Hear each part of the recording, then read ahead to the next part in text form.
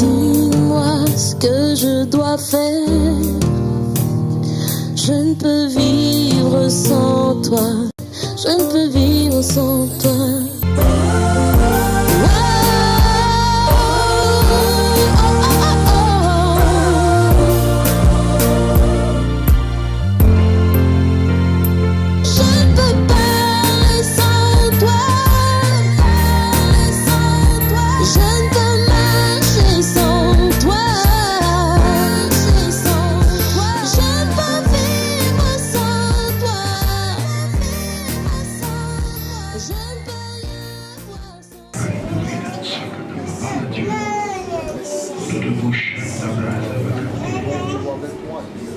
Célébrons le nom du Seigneur. Est-ce que quelqu'un peut le célébrer ce matin? Utilisons nos bouches aujourd'hui comme des instruments pour dire à Dieu qu'il est grand. Tu es le Créateur. Tu es l'unique. À part toi, il n'y a point d'autre. Tu es le Créateur. Tu es le Créateur. Tu es l'unique. À part toi, il n'y a point d'autre Dieu. Tu es le Créateur. Tu es l'unique.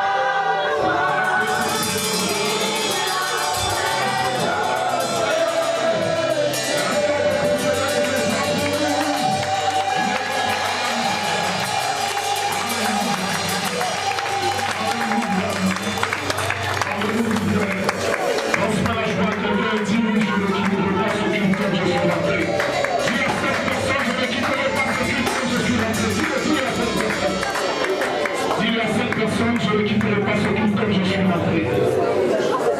Oh, dis-le à cette personne, transmets la joie à quelqu'un. Alléluia. Alléluia. Alléluia. Est-ce que quelqu'un est content d'être là ce matin? Dis un amen à ton voisin. Dis amen. Regarde et fais ça. Amen. Alléluia. Regarde celui qui est de l'autre côté. Dis amen. Alléluia. Que le nom du Seigneur soit béni. Alléluia. Nous allons passer à la parole de Dieu. Amen. Amen. Le thème que nous allons traiter se trouve sur notre fichier. Technicien, s'il vous plaît, gérez convenablement le son.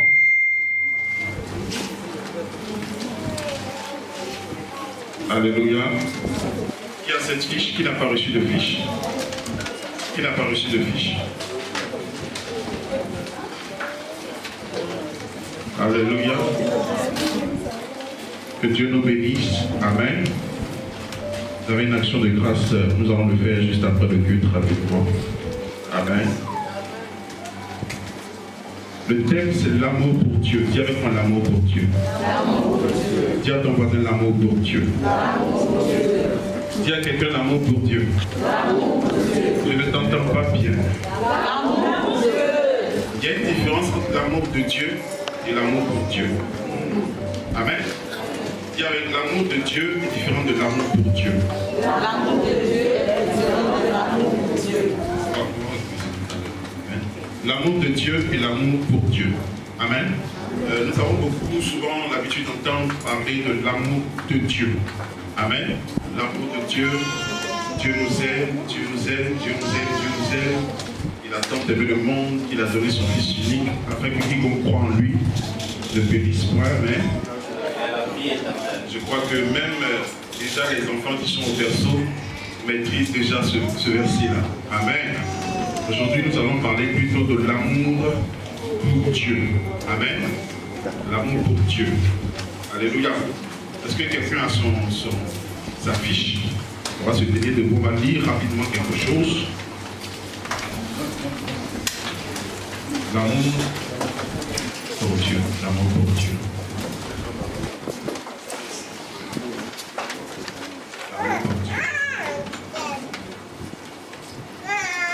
Regarde quelqu'un dit l'amour pour Dieu. L'amour pour Dieu. Amen. Apocalypse chapitre 2, verset 3 à 5. D'abord, on va lire Jérémie chapitre 2. Technicien, s'il vous plaît, aidez-nous avec le son. Si ce sont les micros qui sont à éteindre, tous les autres, éteignez-les. Pour que nous puissions nous concentrer avec un seul micro. C'est bon? Ça peut aller? Jérémie chapitre 2, verset 2. Qui a trouvé? On peut le lire ensemble. Va, écris aux oreilles. Ainsi parle l'Éternel. Je me souviens de ton amour lorsque tu étais jeune, de ton affection lorsque tu étais fiancé, quand tu me suivais au désert dans une terre inculte. Matthieu chapitre 24, verset 12. Et parce que l'iniquité se sera accrue, la charité ou l'amour du plus grand nombre se refroidira. Apocalypse chapitre 2, verset 3 à 5. Que tu as de la persévérance, que tu as souffert à cause de mon nom, mais que tu ne t'es point lassé. Mais ce que j'ai contre toi, c'est que tu as abandonné ton premier amour. Souviens-toi donc d'où tu es tombé, réponds-toi et pratique tes premières œuvres, sinon je viendrai à toi et j'ôterai ton chandelier de sa place, à moins que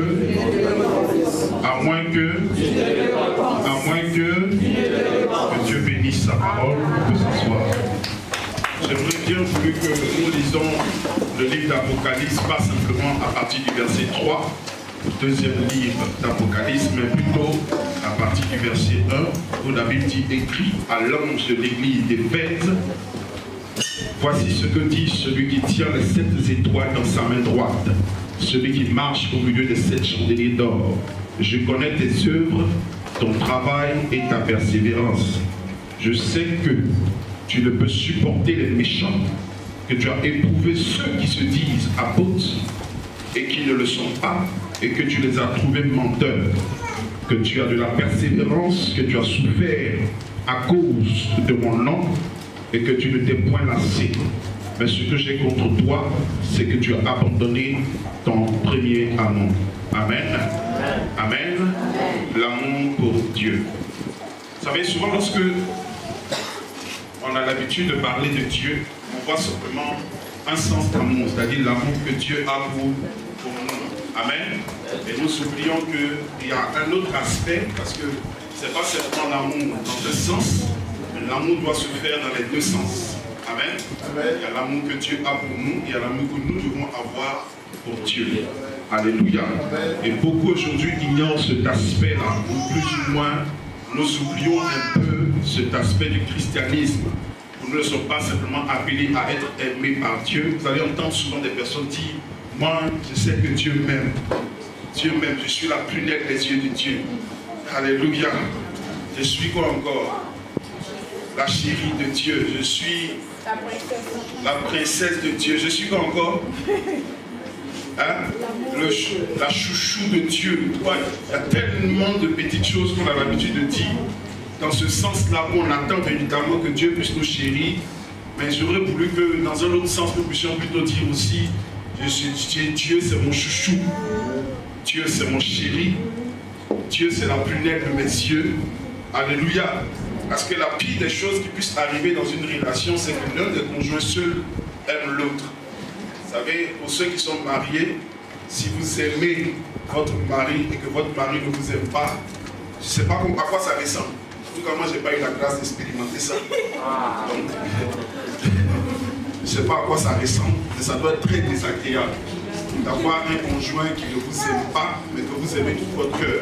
Qu'est-ce qui va se passer? Vous allez vous rendre compte que le conjoint a tendance, on peut augmenter juste un peu mon micro. Si vous êtes sûr que ça ne va pas faire les... Amen. Alléluia. Amen. Donc, qu'est-ce qui va se passer? On peut couper tout ce qui est téléphone, s'il vous plaît. Ces vidéos vont très loin. Alléluia. Si tu as ton téléphone allumé à côté de toi, s'il te plaît. Protocole, s'il vous plaît, rassurez-vous qu'à la porte, tout le monde puisse soit éteindre son téléphone ou le mettre sur vibreur. Amen. Est-ce qu'on est ensemble? Amen.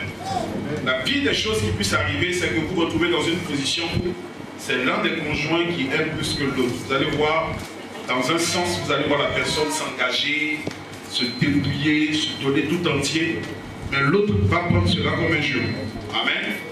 Alors, il est important pour nous d'avoir, pas seulement d'être aimé par Dieu, mais nous aussi d'aimer Dieu. Alléluia. Alléluia. Voilà un exemple d'une église.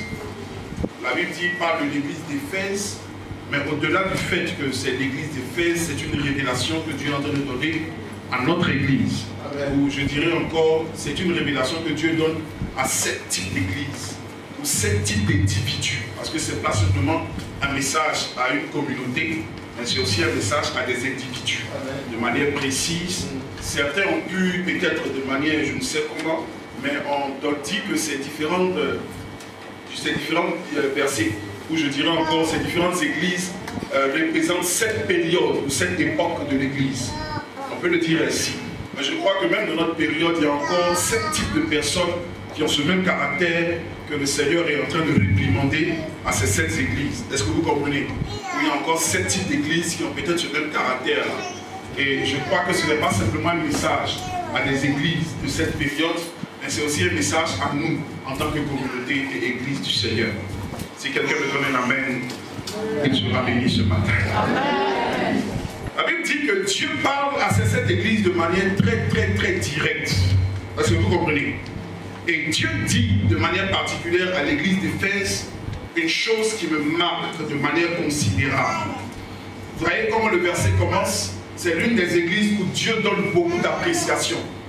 La Bible dit, je connais tes œuvres, ton travail tu as éprouvé comment on appelle, ceux qui se disent apôtres et qui ne sont pas. Tu les as trouvés menteurs, tu as souffert à cause de mon nom et tu ne t'es point lassé. Amen. Et la Bible finit en nous disant, mais j'ai une chose contre toi, c'est que tu as abandonné quoi? Je veux que tu sois avec moi ce matin. Dis avec moi, c'est que tu as abandonné quoi? Ton premier amour. Alléluia. Quand la Bible dit ici que le Seigneur est en train de reprendre l'église d'Éphèse et qu'il dit à l'église d'Éphèse, je connais tes œuvres, ça veut dire que l'église d'Éphèse avait certainement accompli de grandes choses. Donc pour nous faire comprendre que nos acquisitions ou nos accomplissements ne sont pas le symbole de l'amour que nous portons à Dieu. Est-ce que quelqu'un me comprend ce matin? Il va encore plus loin en parlant du travail. En d'autres termes, quand on parle du travail, on parle de notre service pour Dieu. On peut servir Dieu sans véritablement aimer Dieu. Il parle encore de la persévérance. On peut plus ou moins persévérer dans certaines choses, mais cela n'est pas un symbole de la démonstration de l'amour que nous avons pour Dieu. Est-ce que quelqu'un est avec moi? Il va plus loin. Il dit, tu as éprouvé ceux qui se disent apôtres. Pour faire appel quelque part même à un discernement. Ça veut dire que ce peuple avait plus ou moins un discernement pour savoir ce qui est vrai, ce qui est faux. Il dit, tu les as trouvés menteurs. En d'autres termes, ils avaient la connaissance de la vérité. Mais le fait d'avoir la connaissance de la vérité n'est pas un symbole du fait que nous avons un amour pour Dieu. Est-ce que quelqu'un me comprend? Amen. Il va plus loin en disant même que vous avez souffert à cause de mon nom. Ça veut dire qu'il y a certainement beaucoup de choses qui se sont produites au milieu de vous. Il dit, vous ne vous êtes point lassés. En d'autres termes, ce peuple-là n'ont point abandonné la main de l'Éternel. C'est-à-dire qu'ils sont toujours restés, si on peut entre guillemets, des chrétiens. Mais Dieu dit une chose qui est très très importante. Il dit, malgré tout cela, votre amour n'est plus à son niveau élevé. Vous ne m'aimez plus comme vous m'aimiez avant. En d'autres termes, l'une des choses sur lesquelles le Seigneur était en train de répandre ce peuple, ce n'était pas sur leur accomplissement, ce n'était pas sur leur travail, ce n'était pas sur leur persévérance, ce n'était pas sur leur discernement, il n'avait rien à leur reprocher à ce niveau, mais c'était au niveau de leur amour. Au niveau de leur amour.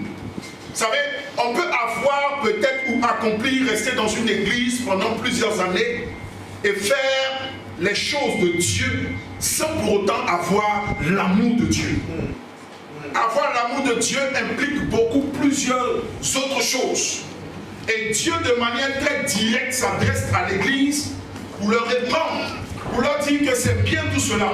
Quand vous lisez 1 Corinthiens chapitre 13, à partir du verset 1 à 3, qu'est-ce que la Bible nous dit? Il dit, quand je parlerai les langues des hommes et des hommes, si je n'ai pas l'amour, je suis un airain qui résonne ou une cymbale qui retentit.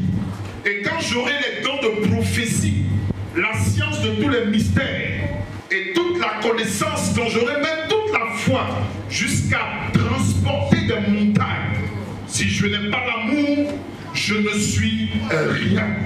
Est-ce que quelqu'un me comprend? Amen. Ça veut donc dire que nous pouvons avoir les dons spirituels sans amour pour Dieu. Oh. Est-ce que je suis venu crier en moi ce matin?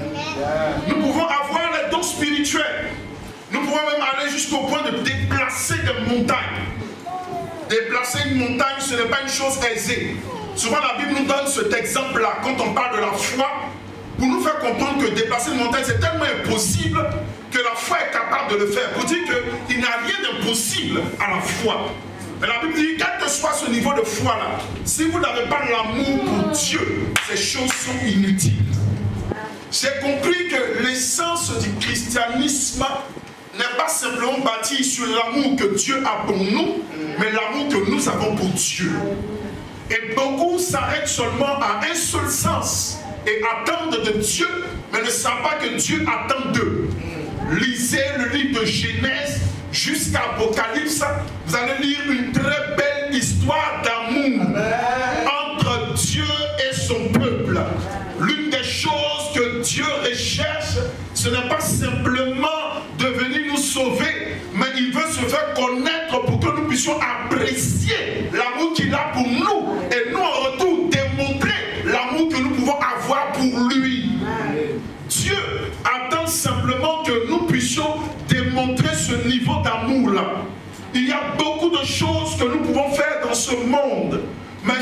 cela n'est pas bâti sur l'amour de Dieu, nos motivations sont erronées.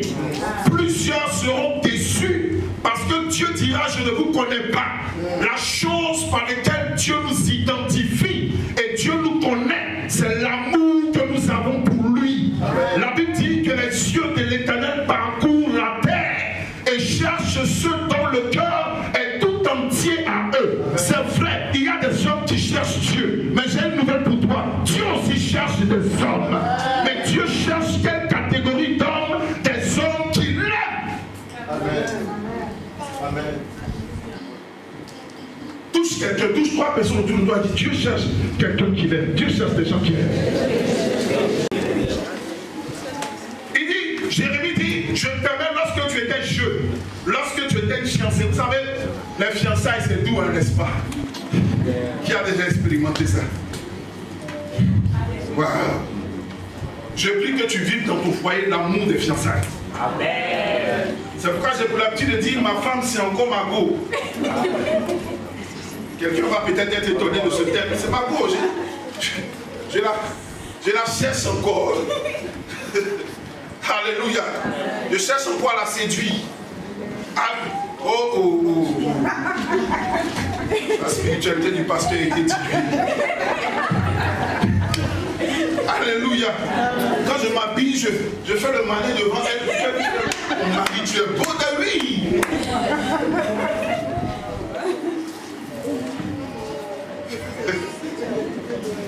Alléluia. Si tu ne le fais pas, il faut faire ça. Si tu es une femme, il faut encore chercher à séduire ton mari. Tu portes des tenues bizarres qui rentrent à la maison, te voient, on dirait. Alléluia, amen, gloire à Dieu. Il a envie de retourner dehors. Mais quand tu sais que l'heure où il doit venir arrive, mets-toi. Il ne faut pas qu'ils soient en train de rendre gloire sur toi bizarrement. Il loue à gauche, il loue à droite. Avec le mancé depuis le matin qui est encore là. La bénédiction de la nuit d'hier qui est encore ici. À 18h. Et pour le déconcentrer encore, tu es gros cul dans la bouche. Et l'excuse que tu trouves, c'est dire, je suis fatigué depuis le matin, là, je ne comprends même pas. Juste quelqu'un dit soit délivré sur lui. Est-ce qu'on peut acclamer le Seigneur?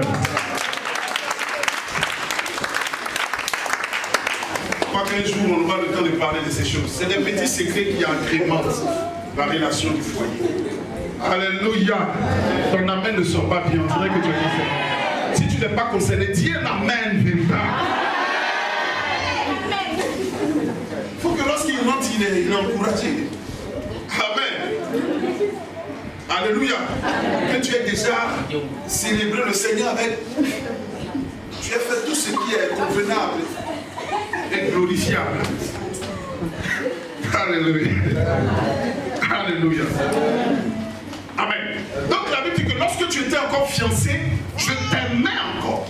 Tu m'aimais encore. Et depuis que tu t'es rapproché de moi, depuis que nous sommes ensemble, j'ai remarqué que ce n'est plus la même fougue, que ce n'est plus la même passion. Vous savez, Dieu peut être déçu souvent. Lorsque Dieu rentre dans nos églises aujourd'hui, il est un peu déçu. Parce qu'il se rend compte qu'il y a beaucoup plus de personnes qui attendent ce que lui peut donner, mais les personnes ne sont pas prêtes à lui donner quelque chose. Est-ce que quelqu'un me comprend?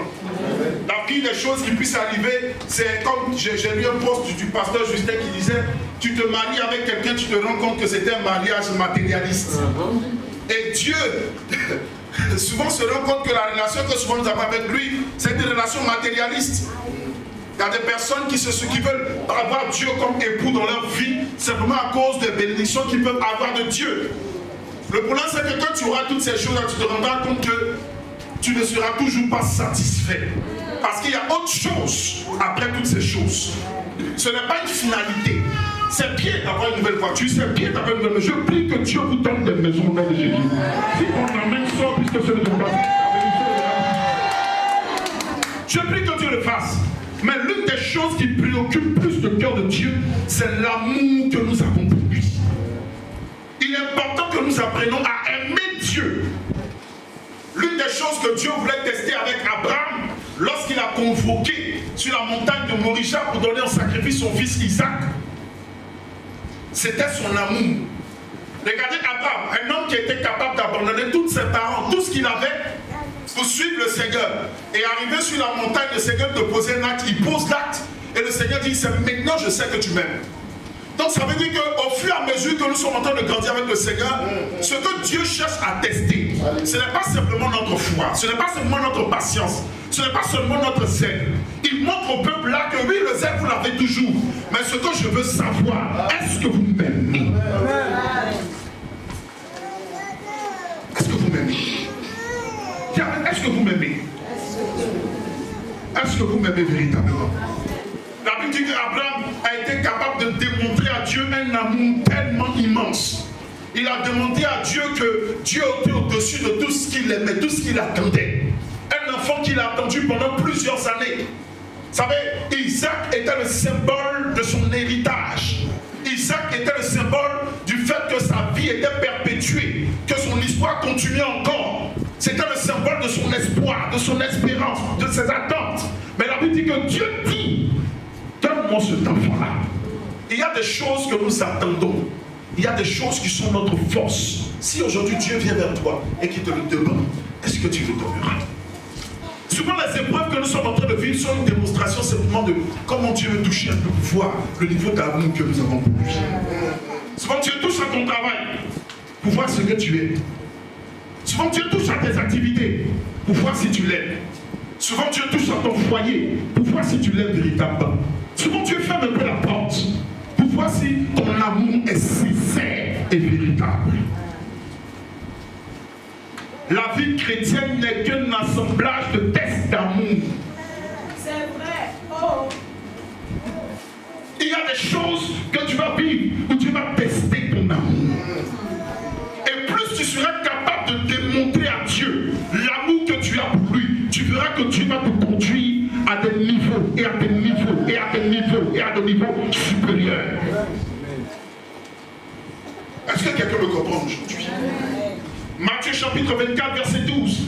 Il dit parce que l'iniquité se sera accrue, l'amour de plus grand nombre se refroidira. Nous sommes dans une configuration de l'église où l'amour de Dieu est en train de se refroidir. Je disais à une église dimanche passé, je dis le plus grand niveau de prospérité dans une église, c'est lorsque l'église aime Dieu. Alléluia. Amen. Tout le monde m'a regardé, j'ai dit oui. Quand les gens aiment véritablement Dieu, rien ne leur appartient. Tout ce qui est à eux appartient à Dieu. Quand les gens aiment véritablement Dieu, on n'est pas obligé de leur demander pardon pour payer leur dîme. Quand les gens aiment Dieu, toutes leurs ressources financières, ils sont prêts à le rendre disponible pour Dieu. Quand les gens aiment Dieu, aller évangéliser n'est pas un effort, n'est pas une force, c'est pas quelque chose qu'on est obligé de leur demander.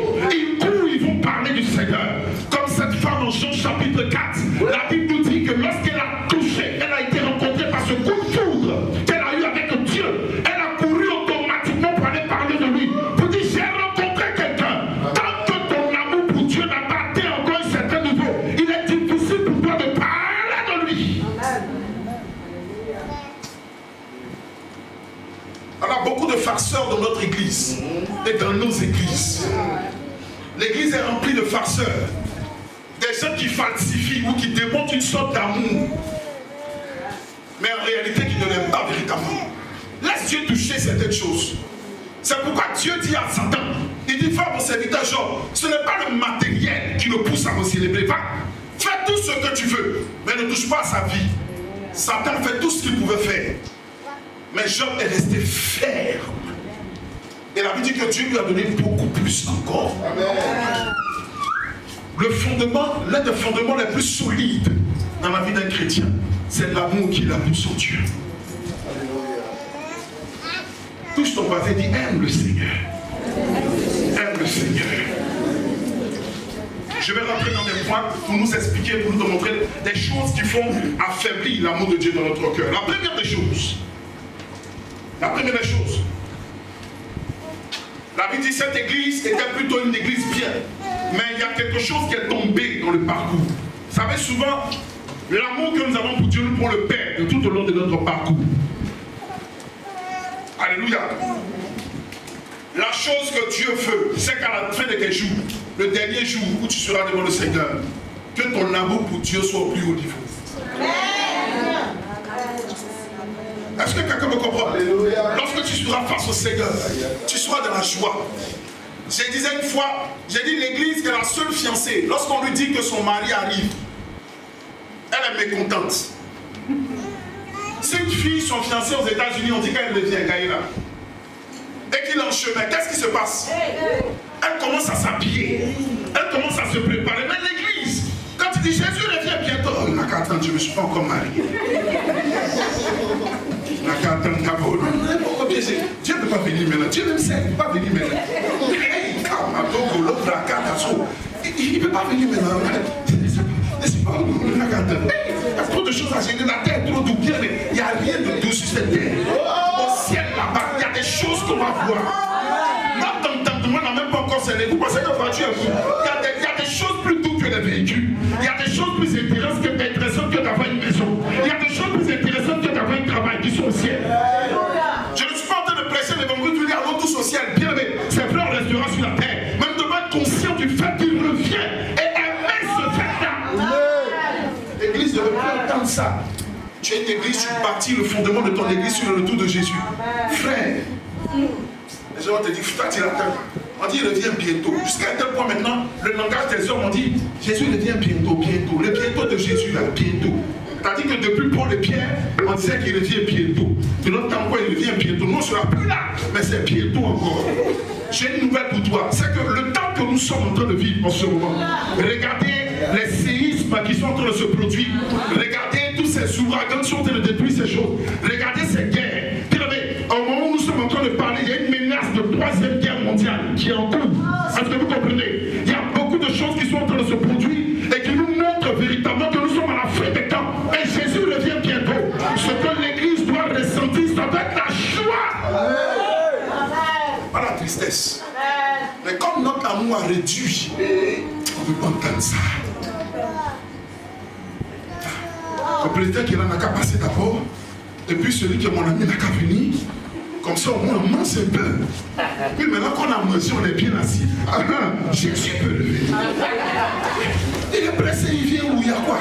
Qui l'a appelé? Il n'a qu'à attendre. Quel amour! Quel amour! Ça fait rire ce que je dis, mais c'est réel. Amen. Amen. Il n'a qu'à attendre, il n'a qu'à attendre. Les prédicateurs de l'eschatologie, bien aimés, ils ne sont pas à la mode. On ne fait même pas de programme pour eux.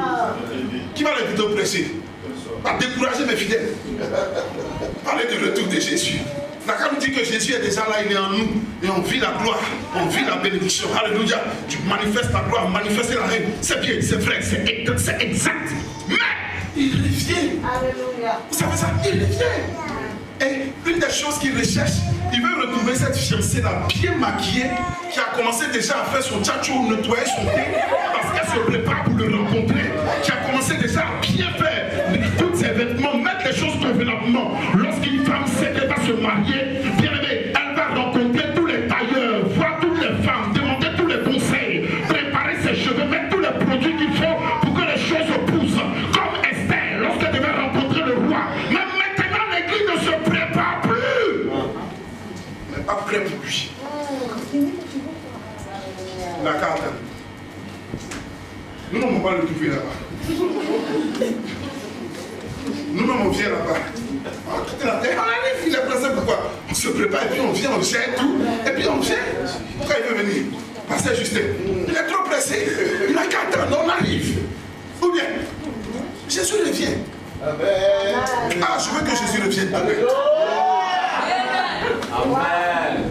Si Jésus peut revenir demain, tous nos problèmes sont terminés.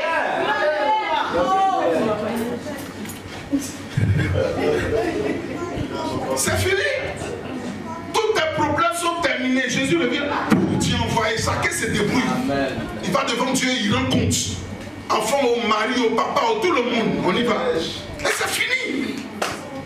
Ça devait être une joie pour nous, bien aimés. Amen. C'est une bonne nouvelle. Ce n'est pas une nouvelle qui doit nous rendre tristes. Jésus revient bientôt. Seigneur, viens la semaine prochaine, s'il te plaît. Il y a des gens qui me regardent, pasteur, toi aussi. On fait la prière comme ça. Pourquoi l'amour de plusieurs temps? Première chose, parce que notre amour s'est transformé en ambition personnelle. Beaucoup ont commencé avec Dieu bien. La Bible dit vous avez commencé par l'esprit et vous avez terminé dans la chair. Beaucoup ont commencé avec une passion. Oh, je vais évangéliser, je veux gagner des âmes. Mais au fur et à mesure qu'on entend avancer, on commence à avoir des ambitions personnelles. On commence à se rendre compte que Dieu peut venir. On se rend compte que Dieu peut nous élever. On se rend compte que Dieu peut faire beaucoup de choses. Souvent, il y a un évangile qu'on écoute tellement, qu'on écoute mal, qu'on comprend mal, qui nous pousse souvent à beaucoup plus penser à ce que Dieu peut nous donner que ce que nous pouvons donner à Dieu. Est-ce que vous comprenez? Il y a des choses que Dieu attend de nous. Dieu n'est pas simplement venu comme le Père Noël pour nous donner simplement des choses, mais Dieu veut que nous puissions l'aimer en retour. Amen. C'est un acte d'amour, c'est un pacte, c'est une alliance entre deux individus. Notre amour pour Dieu se transforme en ambition personnelle. Et aujourd'hui, malheureusement, on a même certains leaders que nous sommes. Notre amour, notre passion se transforme souvent en ambition personnelle. Nous voulons accomplir des choses. On veut que notre nom reste. On veut qu'on parle de nous. On veut que les gens nous connaissent. On veut qu'on devienne grand. Moi aussi, on doit dire mon nom. Moi aussi, je dois être reconnu. On doit dire dans mon village, on dit, il y a quelqu'un qui s'appelle Okubo. Oh, oui, il a réussi. Voilà, c'est un grand pasteur. Regardez, c'est lui qui est sur la télévision. Oh, c'est lui, hein, c'est lui. On veut ça. Et souvent, quand ces choses-là se transforment en ambition personnelle, nous perdons l'amour de Dieu. Nous oublions que l'acte par lequel Jésus-Christ est venu mourir à la croix n'était pas simplement pour venir nous démontrer son amour, mais parce qu'il voulait nous donner une porte ouverte pour que nous aussi, nous puissions l'aimer. Jésus-Christ ne nous a pas appelés pour qu'on puisse être connus.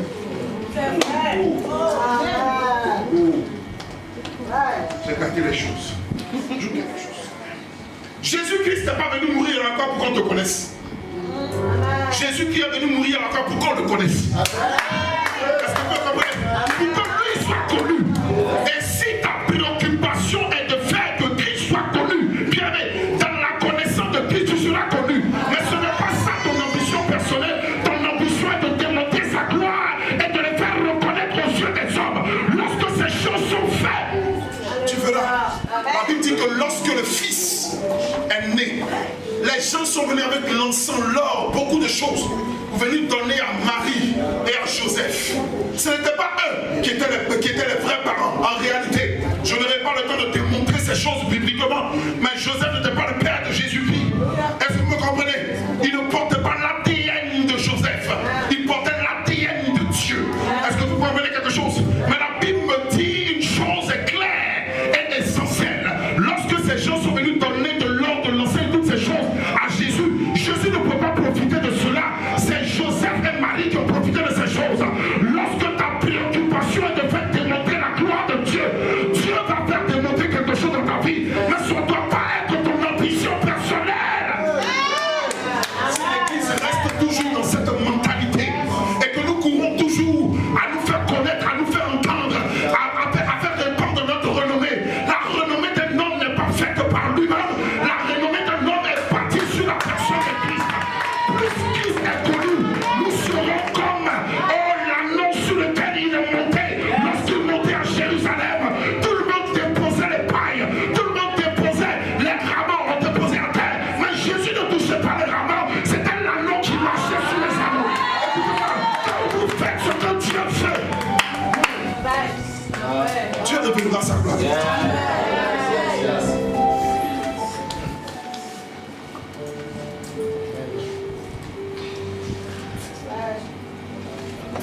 Première chose, l'amour pour Dieu se transforme en ambition personnelle. Deuxième,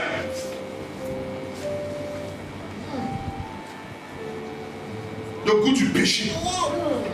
Lorsque le péché commence à monter, l'amour de Dieu disparaît. Vous savez, souvent on se familiarise tellement avec Dieu qu'on laisse souvent laisser dans notre vie certaines portes du péché. Souvent notre révélation de Dieu est devenue selon nous tellement grande qu'on laisse le péché commencer à battre son plein. Dieu a miséricorde, Dieu a amour. Et vous avez oublié qu'il est le lion de la tribu de Juda. Vous avez oublié qu'il viendra pour un jugement. Et c'est là maintenant que quand le goût du péché commence à montrer, notre intellect commence à développer beaucoup de démonstrations bibliques avec des versets à l'appui pour démontrer l'abomination dans laquelle nous sommes. Vous allez voir des personnes, j'écoutais un homme qui prêchait et il soutenait bibliquement le mariage polygame. Un pasteur, il a 7 femmes. Je ne vous parle pas de sa communauté. Là-bas, tu as vu une soeur qui t'intéresse, il a fait rentrer dans la reine. Il n'y a pas beaucoup de célibataires là. Et malheureusement, ces communautés sont immenses. Et regardez, ils donnent des démonstrations. Donc selon, quand vous voyez, oui, regardez, et puis David, et puis Salomon, oh la Bible dit que David était l'homme selon le cœur de Dieu. Et puis maintenant, j'ai dit, hey, Kamoda, Bragado, Zadar. Le mensonge a commencé à prendre une place tellement intéressante que tout le monde commence à courir derrière le mensonge. Bien aimé, écoutez-moi, quelle que soit la beauté du mensonge, ça reste le mensonge. Et nous commençons à nous encourager même dans notre péché. Le péché ne changera pas de nom. Écoute-moi bien, le péché ne changera pas de nom. Le péché reste le péché. Même si la technologie avance et qu'on passe au 8K, le péché restera le péché. Même si les Wi-Fi, on quitte la dimension des Wi-Fi, qu'on rentre dans les Tri-Fi, qu'on rentre dans les J-Fi, qu'on rentre dans les Wi-Fi, tout ce que vous voulez, le péché restera le péché. Ce n'est pas parce que le monde évolue que l'homosexualité doit être acceptée. Ça reste l'homosexualité. Et Dieu condamne cela jusqu'à son retour. Il condamnera cela. J'ai lu un test qu'ils ont donné aux églises américaines. On a dit non, comprenez, le monde évolue. Bien aimé, l'évolution du monde ne changera pas la loi de Dieu.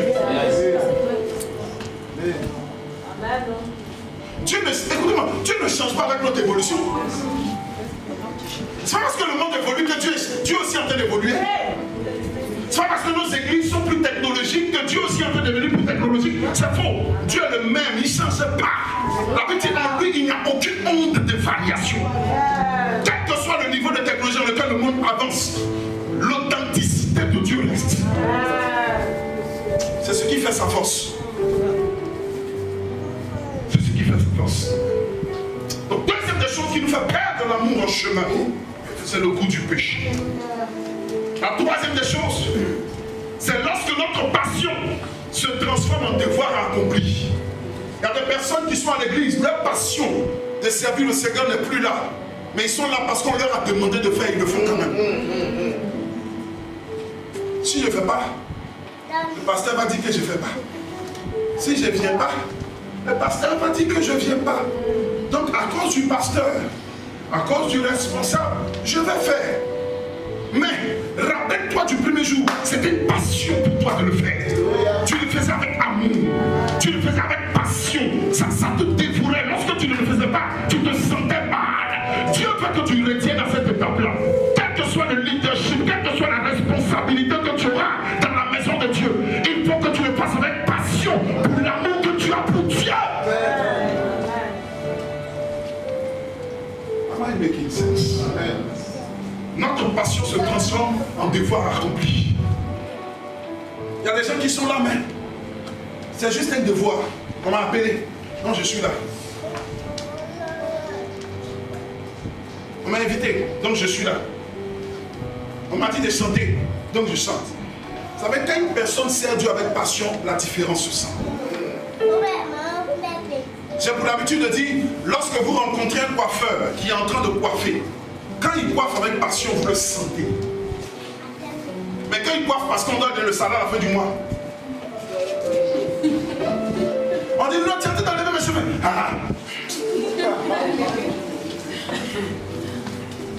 Tu fais rien.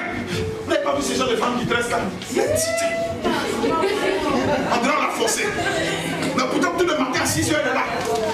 C'est-à-dire qu'elle ne travaille plus par amour pour ce qu'elle fait, mais elle travaille pour le salaire qu'elle aura à la fin du mois. Il y a des personnes qui travaillent pour Dieu, pour ce que Dieu va leur donner, parce qu'ils pensent que tout ce qu'ils font pour Dieu est un investissement. Qu'ils vont récupérer en retour. Donc je fais ça pour Dieu, j'attends. Lui aussi n'a qu'à. Si Dieu fait pas mal, j'ai fait, tu n'as pas fait.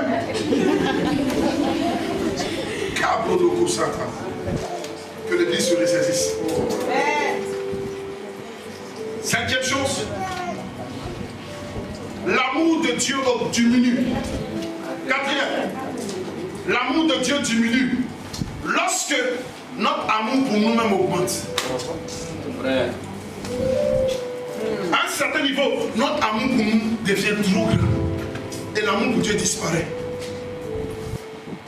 Quand ton amour pour toi-même devient trop grand, vous savez, la Bible dit que celui qui veut me suivre, il doit être prêt. Il peut perdre sa vie. Il doit être prêt à perdre sa vie pour la gagner en Christ. La vie en chrétienne est une vie de renonciation. On ne vient pas à Christ parce qu'on veut devenir plus à l'aise. Ça, c'est l'évangile du 21e siècle. Mais l'évangile que les Paul et les Pierre prêchaient, c'était l'évangile où ils étaient prêts à mourir pour la cause du Seigneur. Ils étaient prêts à tout pour Dieu. Quand ton amour pour toi-même est trop exagéré, Dieu ne peut pas prendre le contrôle. Tu t'aimes trop. Touche quelqu'un et dit tu t'aimes trop. Moi là, moi là, moi, mon, mais, mais. Finalement, tu risques de devenir le cousin de maman. Parce que tout est centré sur toi, ta personne. Qu'est-ce que je gagne? Qu'est-ce que je peux avoir? Vous savez, le christianisme n'est pas une affaire, n'est pas un business. Souvent, lorsque notre amour disparaît, le christianisme devient un business. J'écoutais le témoignage d'un homme de Dieu, je peux taire le nom à cause des vidéos, qui disait, il dit, il y a un chantre professionnel qui est arrivé dans son église, qui dit, ah, comme l'homme de Dieu est très connu, quand je vais venir avec lui, bah, je vais devenir plus grand. Quand tu veux aller plus loin, tu veux voir plus loin, il faut monter sur les épaules de géants.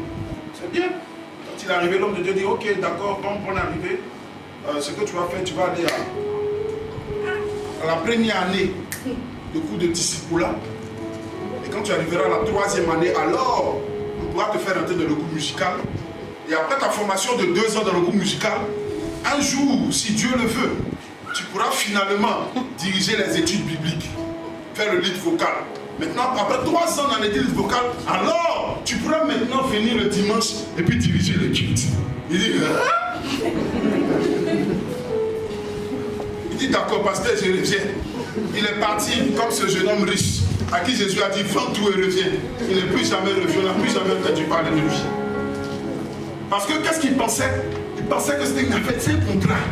Il dit, mais ce n'est pas un contrat. Lorsque notre amour pour nous augmente, l'amour de Dieu disparaît. Amen. 5e des choses, lorsque la crainte de Dieu se transforme en crainte des hommes, l'une des choses qui a destitué Saül dans sa position, c'est que Saül n'avait plus la crainte de Dieu. Il avait la crainte des hommes. Bien aimé, le camp d'Irak, on ne peut jamais t'aider à accomplir quelque chose. Tant que tu n'as pas vaincu la crainte des hommes, la Bible dit, que peut te faire un homme? Que peut te faire un homme? Que peut te faire un homme?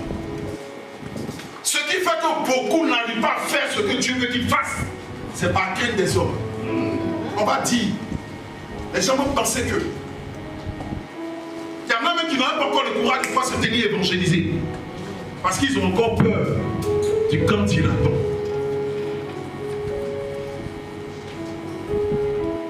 Alléluia. Amen. Toi vers ton voisin. Demande-lui de qui as-tu peur? De qui as-tu la crainte? As-tu la crainte des hommes ou la crainte de Dieu?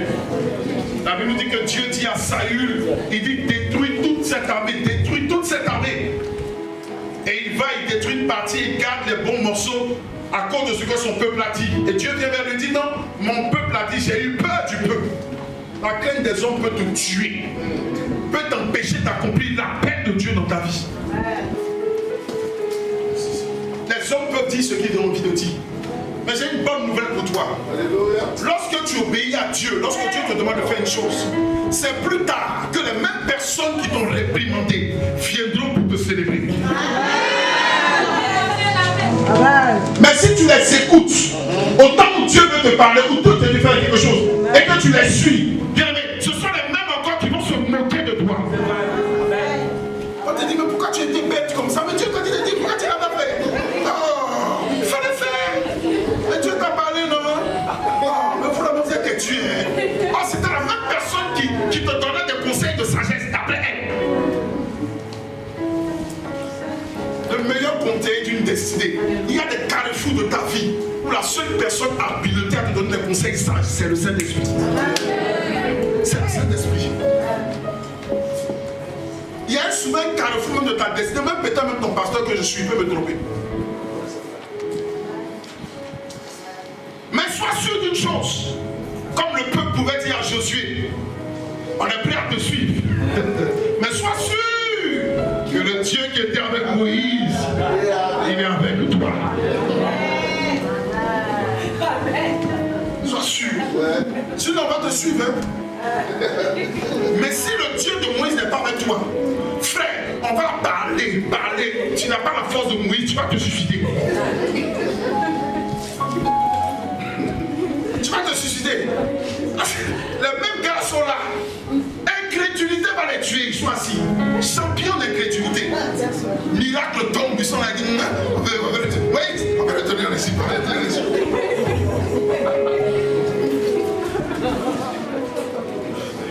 Est-ce que quelqu'un comprend de quoi je parle? Si tu comprends, acclame le Seigneur. Acclame le Seigneur.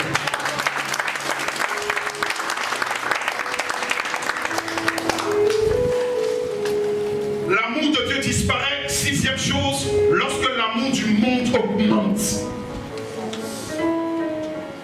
L'amour du monde augmente. Souvent l'amour du monde peut augmenter. Il y a des personnes qui sont remplies de cet amour du monde. Alléluia. Nous sommes dans ce monde, nous ne sommes pas de ce monde. Ne courons pas derrière les passions de ce monde. Aucune mode de ce monde ne peut te mettre à la mode. La seule mode qui est valable, qui va te permettre de passer de génération en génération, c'est la mode du Saint-Esprit. Parce qu'elle, elle ne change pas. Septième des choses, l'amour du nom de Dieu plutôt que de Dieu. Je vais m'expliquer. Il y a des gens qui aiment beaucoup plus l'autorité de Dieu que Dieu lui-même. Ils aiment la puissance. Ils aiment les déclarations. Meurs, sèche. Anamoya bakadoza. Brûle. Seigneur, dessine une chose de brûlure sur moi. Je brûle. J'ai regardé un post, un homme qui écrivait aujourd'hui, il dit, le brouteur qui vient m'envoyer des messages, qu'il fasse attention, il peut mourir là. Il peut mourir là. On voit un message, il peut mourir là, oui. Non. On est devenu des tueurs ambulants. Quand tu fais attention, tu meurs. Tu me parles mal, tu meurs. Fais attention à moi. On aime ça. Ça nous donne une certaine carrure.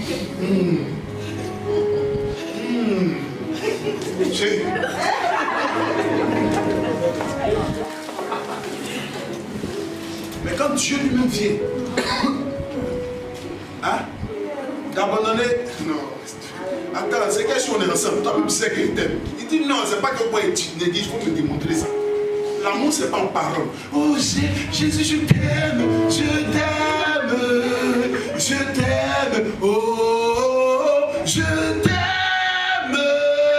Il y a des moments où Dieu bouche et puis démontre que tu m'aimes.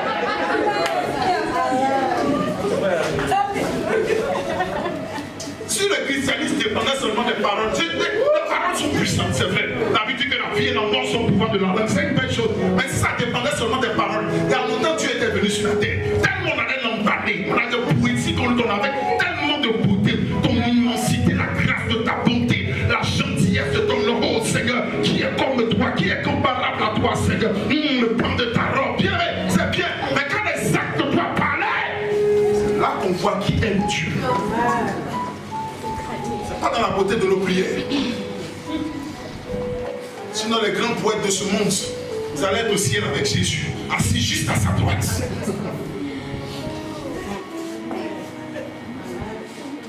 Dieu n'est pas dans les vies. Dieu est dans la démonstration de l'amour.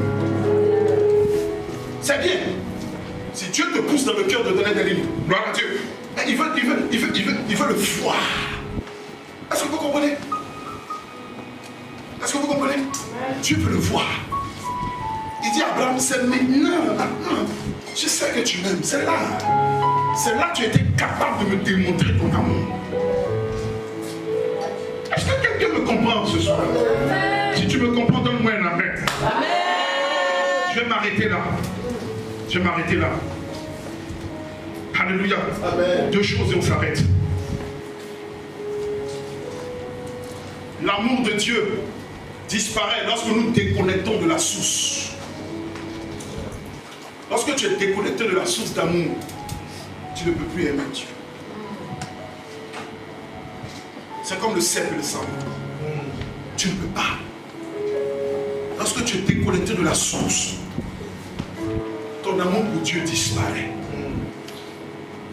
Lorsque tu te déconnectes de la présence de Dieu, ton amour pour Dieu va disparaître. Tu ne vas pas savoir ce qui se passe, mais le péché commence à rentrer. Tu mens, ta bouche ment. Une aisance à mentir. Tu te sens en train d'accélérer, tu te dis mais attends. Tu te sens en train d'avoir la passion pour les choses pornographiques. Tu te sens en train de regarder les filles et tes yeux commencent à se promener maintenant un peu partout. Il y a comme des fuites qui commencent à rentrer en toi. Et avant que tu te rendes compte, tu es très loin. Très loin. Et pourtant tu es toujours assis dans l'église. C'est là le problème. Et tu sais toujours. Pourtant tu t'es déconnecté de la source. Ton amour disparaît. Il dit à l'église d'Éphèse, je sais que vous êtes une église zélée. Vous avez toutes ces choses-là. Mais vous avez perdu votre premier amour. Rappelez-vous de là où vous êtes tombé. Je veux dire à quelqu'un ce matin, rappelle-toi de là où tu es tombé. Et pratique à nouveau tes premières œuvres. Que notre cœur soit toujours à la recherche de l'amour pour Dieu. Que notre cœur soit rempli de l'amour pour Dieu. Que tous les jours, lorsque tu te lèves, que la sensation que tu ressens dans ton être, c'est de démontrer l'amour véritable Seigneur. Aime Dieu plus que toute autre chose. Il dit, je vous donne un commandement. Et ce commandement, c'est le véritable. Il dit, aime l'Éternel de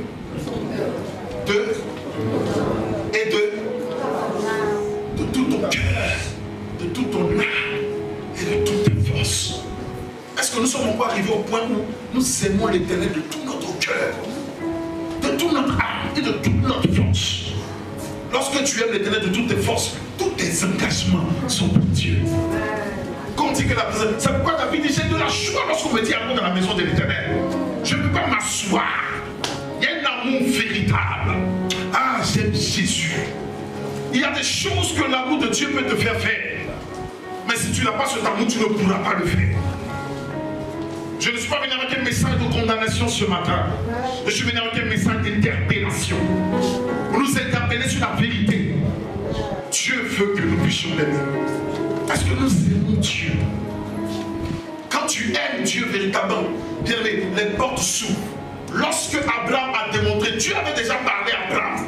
Il lui avait déjà fait des promesses. Mais lorsque Abraham était capable de lui démontrer son amour, la Bible dit qu'il a ouvert les aiguilles des cieux. Et Dieu a juré sur lui-même. Il dit, je vais te bénir. Voyez, Dieu se lève et puis il parle. Il bénit. Parce que l'homme a démontré son amour. Parce que Job a été capable de démontrer son amour. En peu de temps, Dieu lui a donné quelque chose qu'il avait perdu, certes, mais qu'il avait acquis dans toute une vie. En peu de temps. Et il n'a pas donné simplement remboursé, mais il a doublé cela. Pour lui démontrer qu'il est Dieu, il est capable de tout faire. Si tu perds quelque chose pour Dieu, Dieu te le rendra au centuple. Et Dieu veut voir la position de notre cœur. Est-ce que Dieu ce matin peut prendre un thermomètre et le plonger dans notre poitrine pour voir le degré d'amour que chacun a pour lui? J'aime Dieu, j'aime Dieu. Mais prouve à Dieu que tu l'aimes. Prouver à Dieu que tu l'aimes, c'est démontrer, être capable de te consacrer, de te mettre à part, de te sanctifier pour lui. C'est une démonstration d'amour. De dire, Seigneur, je ne veux pas m'engager dans quoi d'autre, mais je veux que ma vie tout entière t'appartienne. Je suis prêt à mourir pour toi. Des hommes comme Pierre, des hommes comme Paul, la Bible nous dit qu'on a été capable. Regardez comment ces hommes sont morts. On les a décapités. Décapités. Et ils disent plutôt, ils disent la mort pour eux c'est un gain. C'est un gain pourquoi? Parce qu'ils vont raconter rapidement leur amoureux. Donc celui qui les a tués, il les a aidés à aller vite. Donc pour eux, ils sont prêts à faire tout. On les flagellait, on les chicotait. Au lieu de pleurer, ils sortent et puis ils dansent, ils sautent. Ils disent, oh merci Seigneur, parce que tu nous as trouvés dignes de vivre ce que tu as vécu. Alléluia, alléluia. Quels sont ceux qui dansent lorsqu'ils ont des épreuves avec Dieu?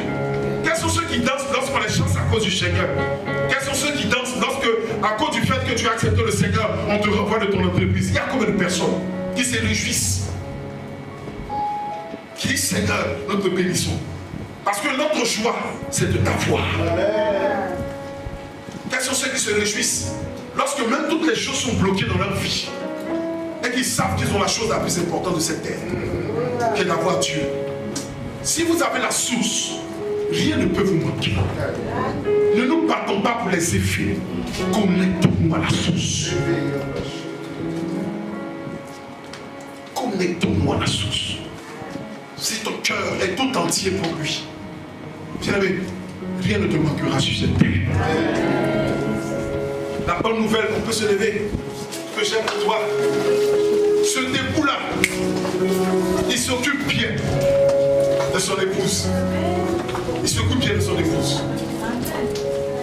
Il s'occupe très bien de son épouse. Donc Dieu ne t'abandonnera pas. Il ne te laissera pas nu. Il ne t'abandonnera pas. Il ne te laissera pas souffrir. Il sera toujours là. Mais ce qu'il veut, démontre-lui ton amour.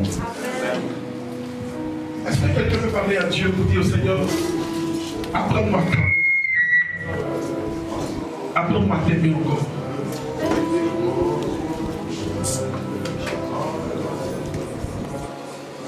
Il dit, rappelle-toi d'où tu es tombé. Est-ce qu'au jour d'aujourd'hui, cette passion et cet amour que tu avais pour Dieu, tu peux me dire aujourd'hui que tu es encore à cette étape-là? Est-ce que quelque part, c'est vrai peut-être que tu n'as pas rétrogradé, tu n'as pas abandonné l'église. Mais est-ce que tu n'as pas abandonné le Dieu de l'église? On peut rester dans la communauté, être fidèle, mais avoir abandonné le Dieu de l'église.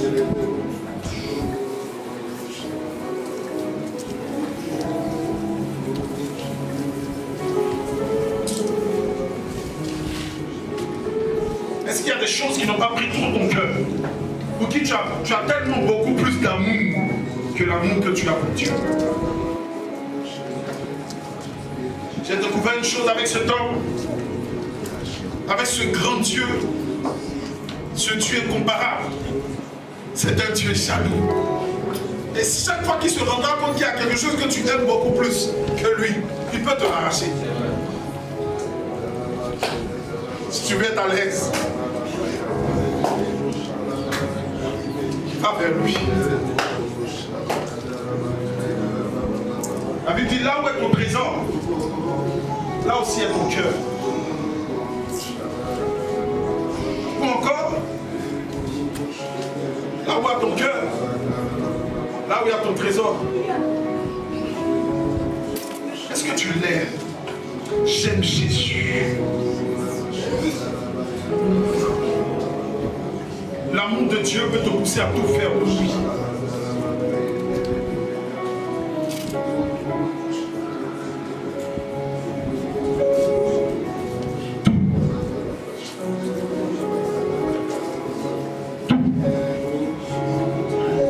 Aujourd'hui, prends l'engagement. Je vais appeler certaines personnes qui veulent véritablement renouer cet amour avec leur Dieu.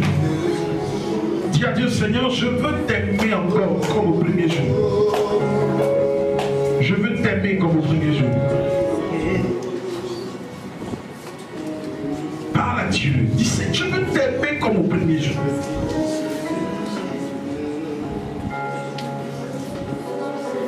L'amour que tu avais de prendre sa parole, de méditer sa parole, l'amour que tu avais d'étudier, de chercher à le connaître davantage, cet amour a disparu. L'amour que tu avais pour aller dans la présence de Dieu à prier, aujourd'hui prier est devenu comme un fardeau pour toi. Tu n'as plus cet amour-là d'aller dans sa présence. Quel est cet amoureux qui ne pleure pas de désir de rencontrer son amoureux?